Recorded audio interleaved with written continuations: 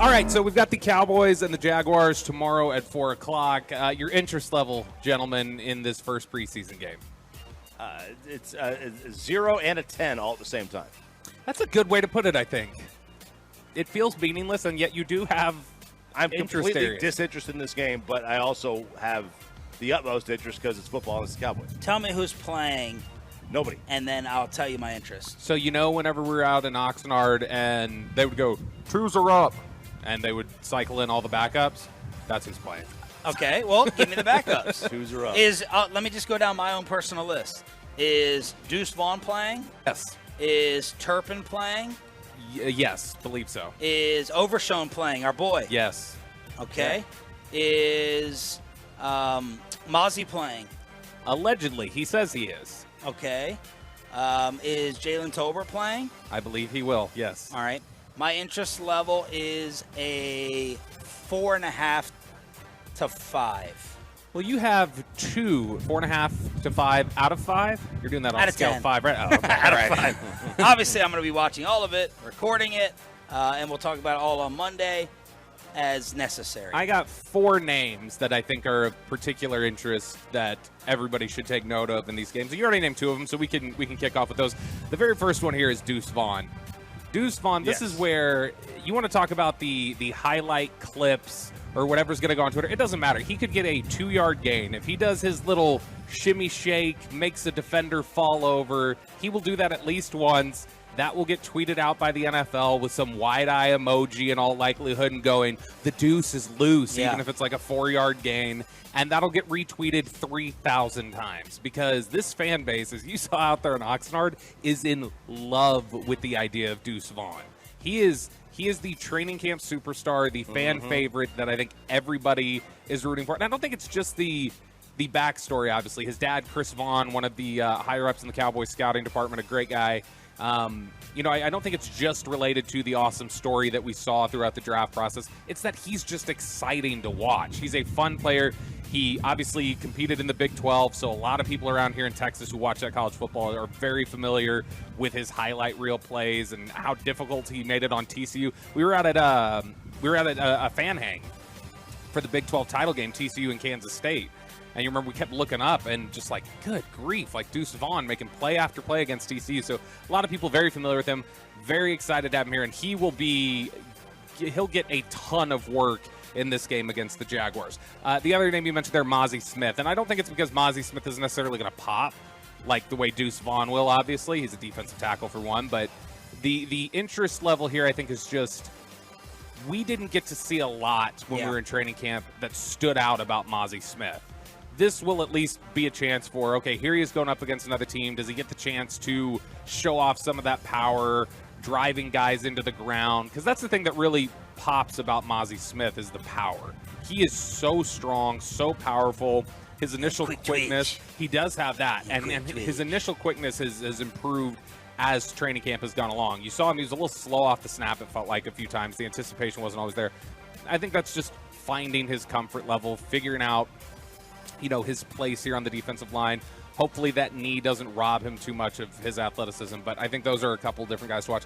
Another one that I want to see if it translates over to the game is Jalen Brooks, because he was somebody who went out there and absolutely dominated the practices. In fact, it's really just the entire receiving core, because if you look at the guys who are likely going to play in this one, like you mentioned, Jalen Tolbert, Kevontae Turpin, Jalen Brooks, the other one, Simi Fehoko. How much is Simi Fehoko's job on the line here? Is he going to be able to save himself?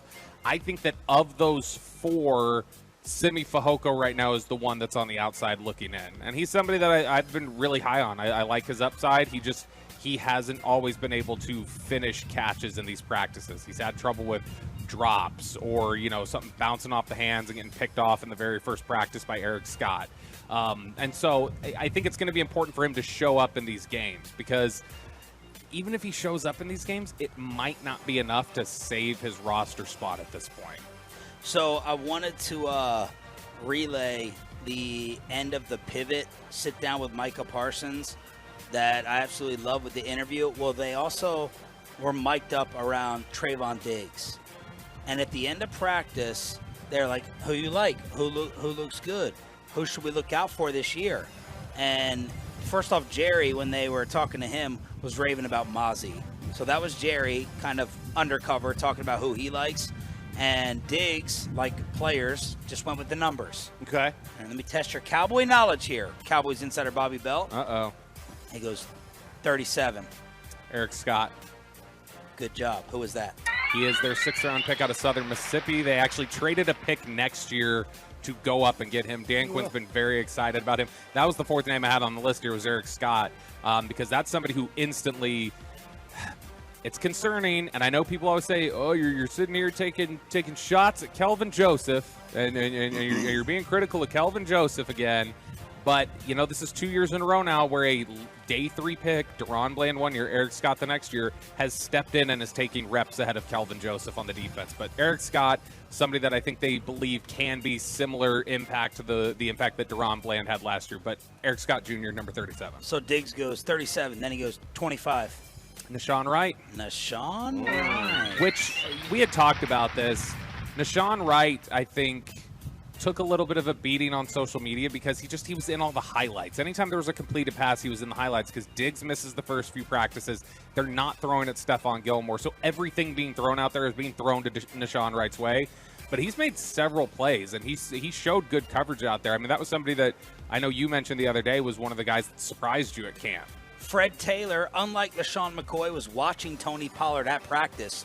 And Fred Taylor, the Jacksonville great, who we interviewed, he was talking about Pollard's lower half, and he's like, it makes sense that he can run with some power and get through some holes because he said he's a little bit bigger than I thought he was. So Fred Taylor was impressed with the size of Tony Pollard. And then Dak was asked by Ryan Clark, how shoddy?